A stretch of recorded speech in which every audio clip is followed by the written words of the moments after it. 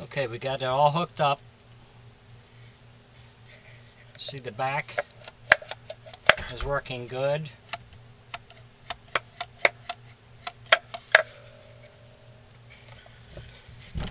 So we have a 1-inch ring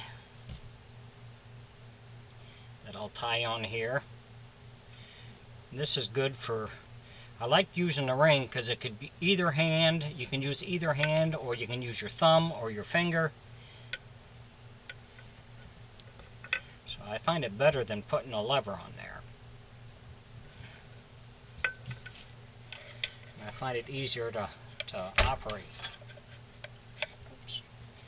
Tighten it up.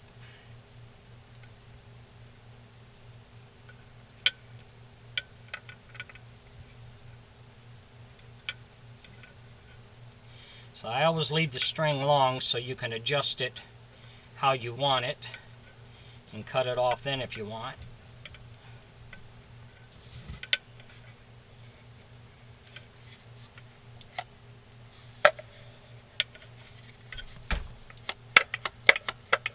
But everything's working good.